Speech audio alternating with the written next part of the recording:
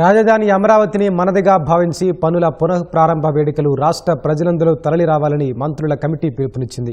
ఎంతమంది వచ్చినా అసౌకర్యం కలగకుండా ఏర్పాట్లు దాదాపుగా పూర్తి చేశామని మంత్రులు తెలిపారు. ప్రధాని పర్యటన దృష్ట్యా ఏర్పాట్లపై సమీక్ష నిర్వహించిన మంత్రులు సమావేశం అనంతరం పనులు పరిశీలించారు. సభను విజయవంతం చేయాలని అమరావతి రైతులు, రాష్ట్ర ప్రజలకు మంత్రులు పిలుపునిచ్చారు. రాజధాని ఒకరిది కాదు, ఈ రాష్ట్రంలో ఉన్న 5 కోట్ల మంది ప్రజలది. అందుకని ముఖ్యమంత్రి గారు చాలా క్లియర్గా అన్ని జిల్లాల నుంచి, అన్ని మండలాల నుంచి యాక్చువల్గా ప్రజలు వచ్చేట్టుగా చేయండి ప్రతి కాన్స్టిట్యున్సీని ఆదేశించడం.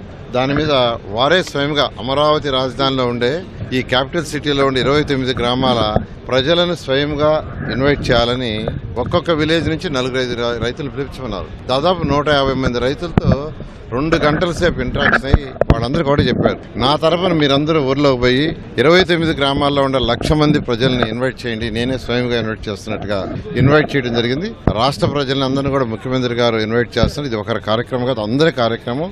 రాష్ట్రం యొక్క ప్రజల యొక్క ఆర్థిక స్థితిని మార్చే రాజధాని.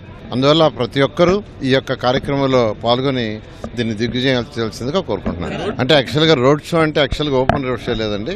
ప్రధానమంత్రి గారు హెలికాప్టర్ దిగి వచ్చిన తర్వాత 2 పక్కల మనుషులు ఉంటారు. అయితే ఆయన క్లోజ్డ్ కార్లో నుంచే ముందుకు పోవడం జరుగుతుంది సెక్యూరిటీ యాంగిల్లో. వస్తున్నటువంటి ప్రజలందరికీ కూడా అన్ని సౌకర్యాలతో కూడి ఇక్కడికి చేరుకునే రకంగా ఏర్పాట్లు చేయడం జరిగింది.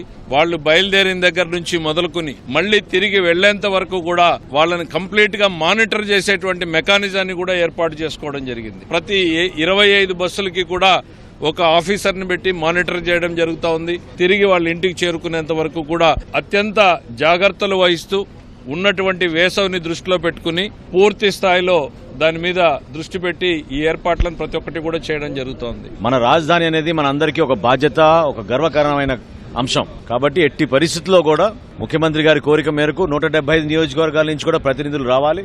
వాళ్ళందరూ ఇందులో భాగస్వాములు అవ్వాలనే తపనతోటి ఈ కార్యక్రమాన్ని అందరూ పంచుకునే విధంగా తీర్చిదిద్దడం జరిగింది.